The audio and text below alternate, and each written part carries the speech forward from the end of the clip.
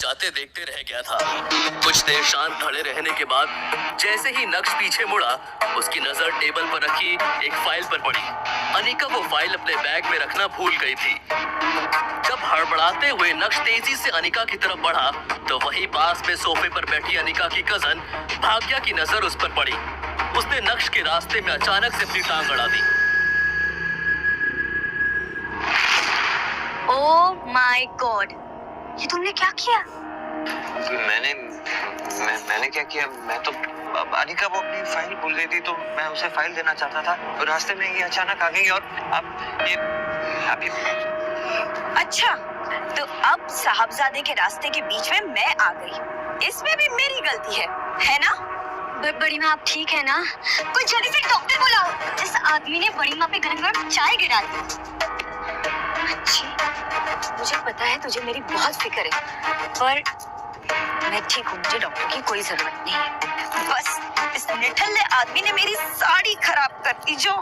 Shit shit shit, बड़ी माँ की इतनी महंगी साड़ी खराब कर दी। ये आपकी एक्सक्लूसिव कलेक्शन की है ना बड़ी माँ? एक तरफ भाग्या बात का बतंगड़ बना रही थी, तो दूसरी तरफ नक्श ने देखा कि अनिका वापस अंदर आ रही है। नक्श चित्रा को इग्नोर करते हुए अनिका की ओर बढ़ा। दरअसल मैं तुम्हारी फाइल। अनिका नक्श को देखे बिना ही घर से बाहर निकल गई।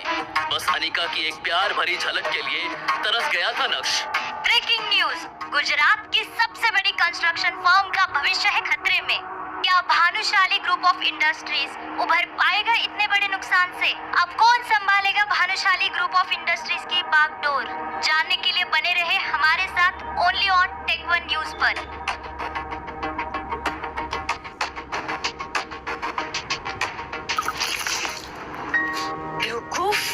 एक काम ठीक से नहीं आता, अब सीधे से चलना भी सिखाना पड़ेगा क्या तुझे? खड़े खड़े मेरा मुंह क्या देख रहा है? दफा हो जा मेरी नजरों के सामने से।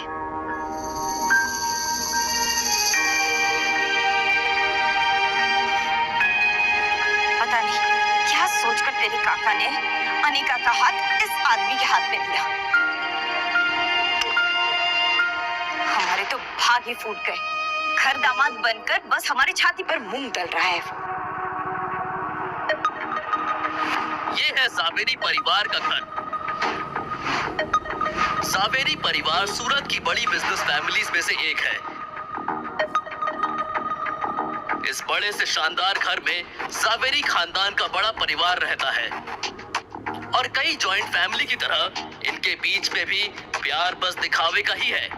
अक्सर यहाँ पर सुबह की शुरुआत ऐसे ही शोर शराबे से होती है, और गलती चाहे हो या ना हो, इल्जाम हमेशा इस परिवार के दामाद यानी नक्श के सर पर ही आता है। पर नक्श ने कभी भी इस बात को दिल पर नहीं लिया।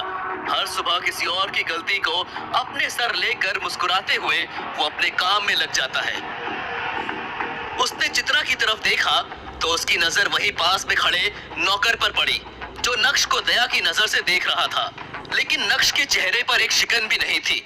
ब्रेकिंग न्यूज, गुजरात की सबसे बड़ी कंस्ट्रक्शन फर्म का भविष्य है खतरे में। क्या भानुशाली ग्रुप ऑफ इंडस्ट्रीज उभर पाएगा इतने बड़े नुकसान से?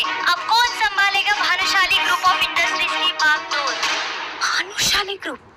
अरे भानुशाली ग्रुप तो सूरत का ही नहीं बल्कि पूरे गुजरात का सबसे बड़ा बिजनेस एम्पायर है। इनके साथ ऐसा कैसे हो सकता है? इनके साथ तो हम एक नया प्रोजेक्ट शुरू करने का सोच रहे थे। बड़ी माँ परेशान क्यों हो रहे हो?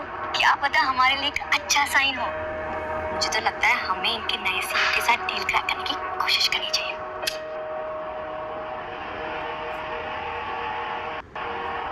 नक्श के चेहरे पर हल्की सी मुस्कुराहट थी, जो उसकी आंखों की चमक को और बढ़ा रही थी। तभी नक्श की नजर दीवार पर टंगी अनिका के पिता रसिक सावेरी की एक तस्वीर पर पड़ी। ये देखें आप गुरुजी, आपके वादे के चक्कर में क्या क्या सहन करना पड़ रहा है इस घर में। आप तो जाते जाते अपनी बेटी अनिका का हाथ मेरे हाथों में देकर चले गए, फिर पीछे से आपके घर में रोज कुछ ना कुछ झेलना पड़ता है मुझे।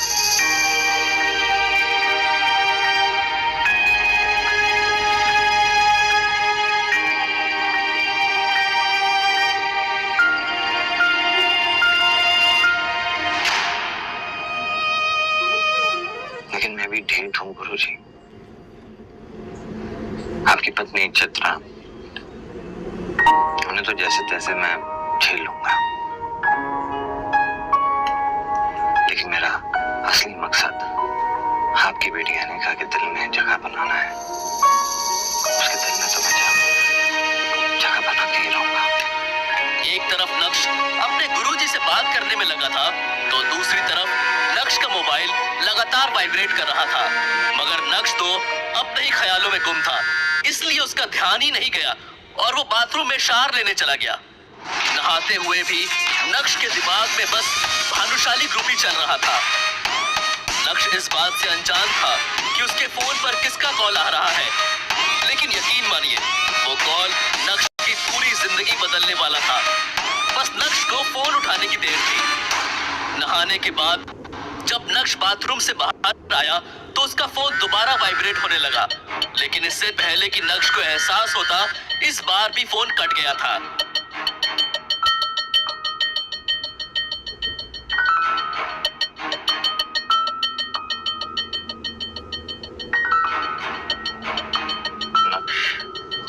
प्लीज मेरा फोन उठा लो।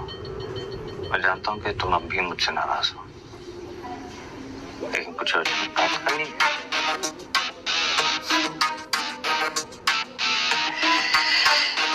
कमाल है, 2.5 साल लगे इन्हें अपनी गलती का एहसास होता है। ऐसे कई सारे मैसेजेस थे और उन सभी को पढ़ने के बाद नक्श ने अपना फोन बेड पर फेंका। अभी नक्श उन मैसेजेस के बारे में सोच ही रहा था कि इतने में उसी नंबर से एक बार और कॉल आया।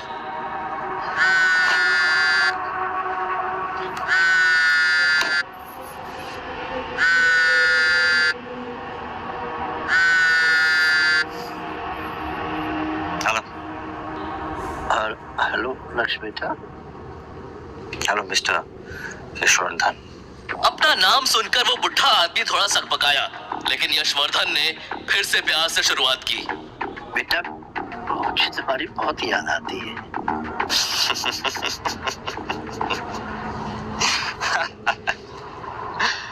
वो क्या है ना मिस्टर यशवर्धन, आपकी बात की दाद देनी पड़ेगी, क्योंकि आपको 2.5 साल लग गए मेरा हालचाल पूछने के लिए। अब ख्याल है आपको मेरा? बेटा इन 2.5 सालों में एक एक दिन एक एक रात मैंने कैसे गुजारी ये मैं ही जानता हूँ। मैंने कैसे अपने आप को संभाला है मैं बता नहीं सकता हूँ बेटा। शायद मैं यही डिजर्व करता था। जो कुछ भी मैंने किया या मैंने अपनी आंखों के सामने होने दिया, शायद ये उसी का नतीजा है। बेटा मैं तेरी तस्वीर देखकर रोता रहता हूँ और अपने आप को पूछता रहता हूँ कि मेरी आंखों के सामने ये अन्याय कैसे होता रहा। नक्श को यशवर्धन की बात सुनकर रत्ती भर भी भरोसा नहीं हुआ। वैसे मार्केट में क्या खबर फैली है कि मैं जानता हूँ? ये सुनते ही यशवर्धन एकाएक खामोश हो गए, जैसे मानो नक्श ने उनकी चाल पकड़ ली हो। लोग तो तरह तरह की बातें बनाते रहते हैं। इस बार उनकी आवाज में चिंता साफ सुनाई पड़ रही थी। बेटा मैंने काम की बात करने के लिए फोन नहीं किया, बस मुझे तेरी आवाज सुननी थी। मैं जानता हूँ तेरा दिल कितना बड़ा है, चाहे कितनी भी बड़ी गलती क्यों ना हो, तू अपने मन में बैर रखने वाला नहीं है। कुछ लोग ना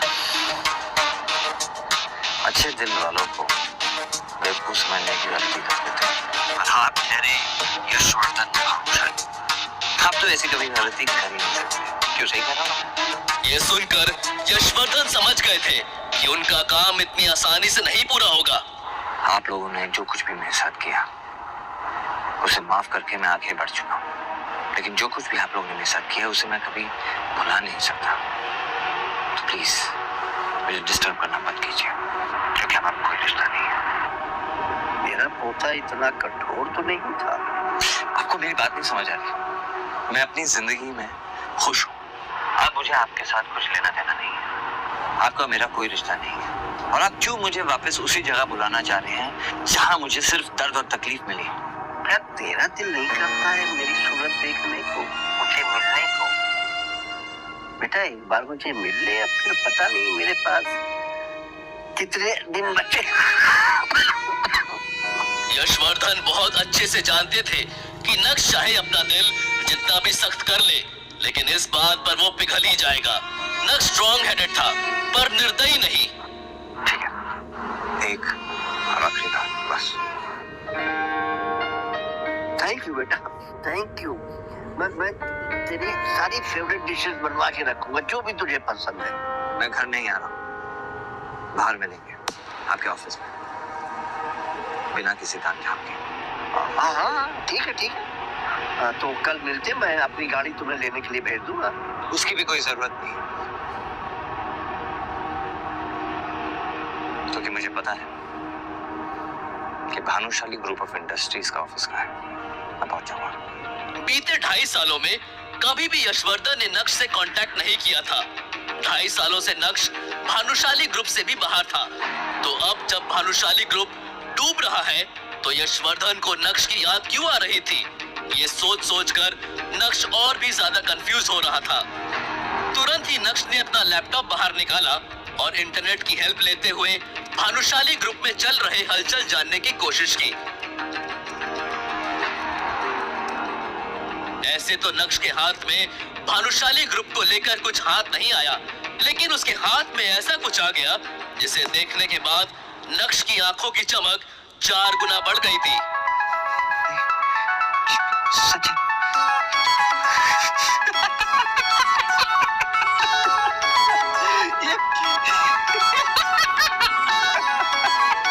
जोर जोर से हंसते हुए बिस्तर से उठकर नक्श पागलों की तरह नाचने लगा था। वो भूल गया था कि ये घर उसका नहीं है, वो तो बस इस घर का घर जमाई है। इस पागल को क्या हो गया? इसमें माता वाता तो नहीं आ गई? नक्श के हंसने की आवाज सुनकर चित्रा का दिल बाहर आ गया था। नक्श ने ऐसा क्या देख लिया था? आखिर नक्श इतना क्यों फड़फड़ा रहा था? उसके हंसने के पीछे का राज क्या था? यशवर्धन को 2.5 साल बाद नक्श की जरूरत क्यों पड़ी थी? क्या नक्श भानुशाली ग्रुप को डूबने से बचा सकता था? अगर हाँ, तो क्या नक्श बचाने वाला था? यशवर्धन और नक्श की मीटिंग में क्या होगा? जानने के लिए सुनिए इंस्टा एम्पायर, ओनली ऑन।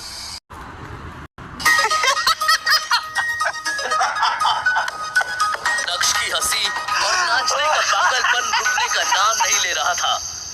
बड़ी माँ छोड़ो नहीं, तुम ढोकला खाओ ढोकला। आदमी ना पाछड़ શું समय बर्बाद કરે।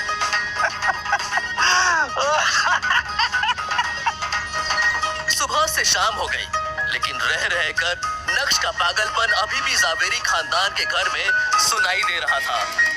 वो अलग बात है कि अब उस पागलपन को सुनने वाला कोई नहीं था। अचानक नक्श को ऑफिस में देखकर भानुशाली ग्रुप के एम्प्लॉयज शॉक्ड हो गए। अरे देखो देखो, ये तो नक्श है ना, लेकिन ये यहाँ क्या कर रहे हैं? मैंने तो सुना है कि आजकल ये गरीबों से भी बदतर जिंदगी जी रहा है। अभी लोगों के बीच में कानाफूसी चल ही रही थी कि तभी एक आदमी ने कहा, मुझे लगता है कि ये बड़े साहब से नौकरी मांगने आया होगा। एक तरफ भानुशाली ग्रुप के कुछ लोग नक्श का मजाक बना रहे थे, तो दूसरी तरफ कुछ ऐसे भी लोग थे जिन्हें नक्श के डैड पर बहुत भरोसा था और वो सभी नक्श को देखकर बहुत खुश थे। अब आए ऊट पहाड़ के नीचे, यही समय है, पर इन्हें मेरी जरूरत भी है, मजा आना चाहिए। कैबिन में बैठे यशवर्धन को भी नक्श का बड़ी बेसब्री से इंतजार था। अब यशवर्धन, भानुशाली और नक्श एक दूसरे के आमने सामने खड़े थे, लेकिन दोनों में से किसी के भी मुंह से एक शब्द भी बाहर नहीं निकल रहा था। यशवर्धन और नक्श की इस मीटिंग को देखकर ऑफिस के बाकी एम्प्लॉयज भी हैरान हो गए कि अब आगे क्या होगा। चलो आओ अंदर, आराम से बैठ के बात करते हैं। नक्श बेवकूफ नहीं था। यशवर्धन के इस इशारे को वो अच्छे से समझ पा रहा था।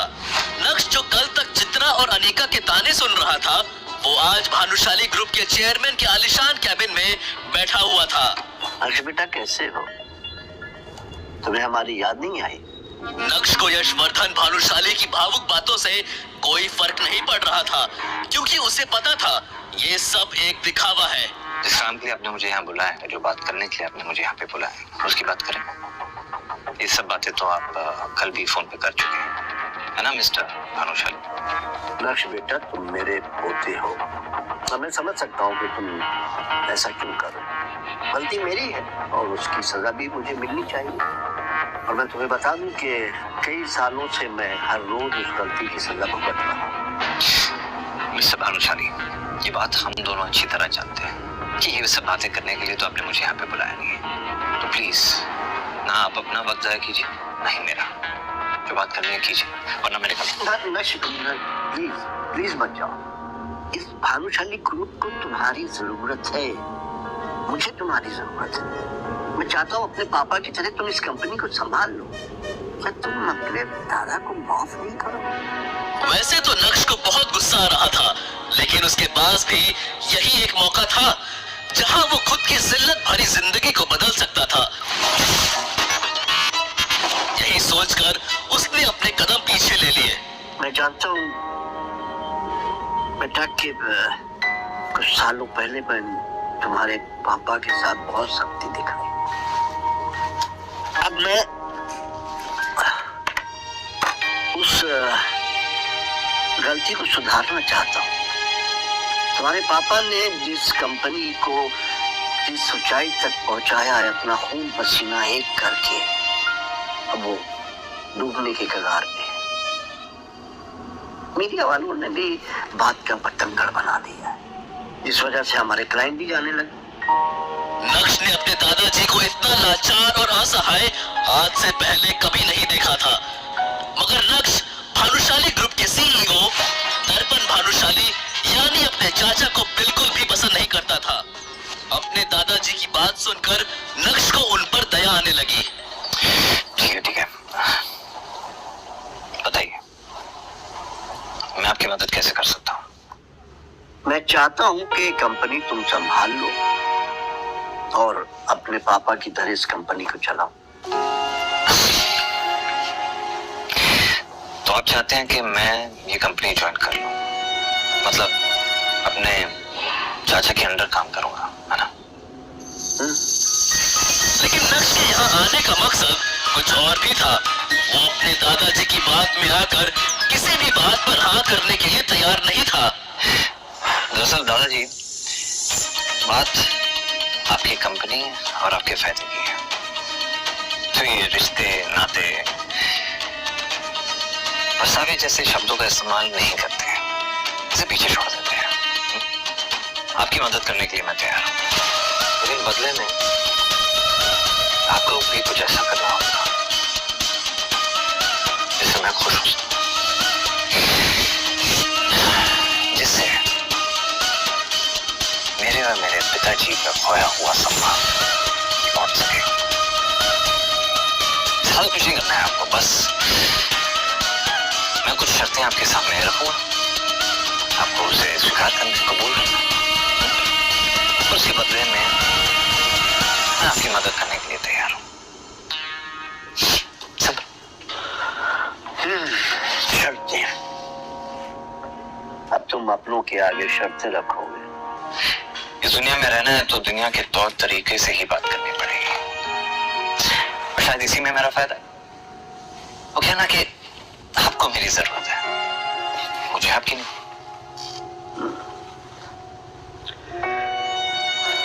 ठीक है, तुम्हें मुझसे क्या चाहिए? ये आपने की ना फायदे की बात। सबसे पहली शर्त, अब इस कंपनी में मैं दोबारा तभी लौटूंगा जब इस कंपनी का सीईओ मैं बनूंगा, ठीक उसी तरह जिस तरह मेरे चाचा ने मेरे पिताजी की जगह ले ली थी। मैं ये बात तो जानता था कि आपने मुझे भानुशाली ग्रुप ऑफ इंडस्ट्रीज को बचाने के लिए नहीं बल्कि चाचा की कंपनी को बचाने के लिए यहाँ पे बुलाया, लेकिन आपको अपनी गलती का जरा सा भी अफसोस नहीं हुआ। ऐसी बात हुई है बेटा, लेकिन अच्छा ये बताओ तुम्हारी बाकी की शर्तें क्या हैं? मेरी दूसरी शर्त यह है दादाजी कि इस कंपनी को मैं तभी ज्वाइन करूंगा जब इस कंपनी में काम करने की मुझे पूरी फ्रीडम मिलेगी। इस कंपनी में कितने पैसे आ रहे हैं, कितने पैसे जा रहे हैं, सब मेरी जुरिस्डिक्शन के अंदर होगा। सब ये समझ लीजिए कि अब ये कंपनी मेरे हिसाब से चलेगी। तुम्हारी शर्तें सुनकर लग रहा है कि जैसे कि तुम मुझसे कोई बदला ले रहे हो। मौके के दस्तूर को नक्श अपने हाथों से नहीं जाने दे सकता था, इसलिए आज कठोर होकर उसने दिल की सारी भड़ास अपने दादाजी के सामने बाहर निकाल दी थी। और किस्मत देखिए, आज समय भी नक्श का साथ देता हुआ नजर आ रहा था। नक्श का ये रूप यशवर्धन ने पहली बार देखा था।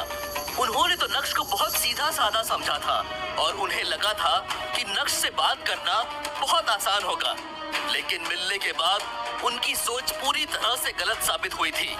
शायद उन्हें भी समझ आ गया था कि नक्श को सब पता चल गया है। वैसे क्या पता चल गया है, उसके लिए आपको थोड़ा और इंतजार करना होगा।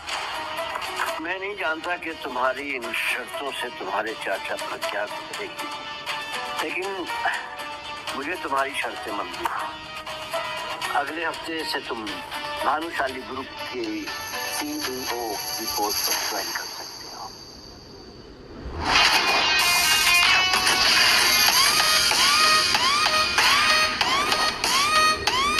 बात खत्म होते ही यशवर्धन ने सर झुका लिया, लेकिन नक्श भी वहां पूरी तैयारी के साथ आया था।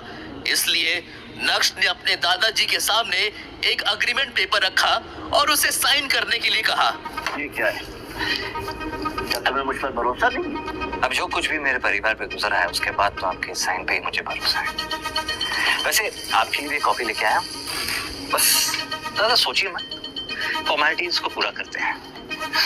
आखिरकार हूं तो मैं आपका पोता ही, है ना? पर अपने पोते के लिए इतना तो कर ही सकते हैं, और इस बहाने शायद आपका पछतावा थोड़ा कम हो जाए। मुस्कुराते हुए नक्श भी कैबिन से बाहर चला गया और जाते जाते अग्रीमेंट पेपर की कॉपी को यशवर्धन के हाथ में थमा चुका था। 4 साल पहले कॉलेज पास आउट होने के बाद जब नक्श ने अनिका के पापा के साथ काम करना शुरू किया था, तब सिर्फ अनिका के पापा ही थे जो ये जानते थे कि नक्श का पूरा नाम नक्श भानुशाली है।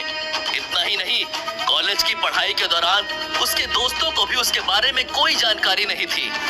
अनिका के पापा के साथ काम करते वक्त नक्श की मुलाकात अनिका से हुई और पहली नजर में ही वो अपना दिल खो बैठा। लेकिन उसे क्या पता था कि इतना प्यार होने के बाद भी जब वो अनिका से शादी करेगा, तब उसे उस शादी में एक जिल्लत की जिंदगी के अलावा और कुछ नहीं मिलेगा। भले ही मैं अनिका को अपना सच इतनी जल्दी नहीं बताऊंगा, लेकिन आज मुझे महसूस हो रहा है कि मेरे अंदर कुछ बदल गया है। जैसे मेरे हाथों में कोई पावर आ गई है, और अब मैं उन लोगों को जवाब दे सकता हूँ जो मुझ पर हंसते थे। बगावत की शुरुआत तो हो गई है, और अब आगे आगे देखो होता है क्या।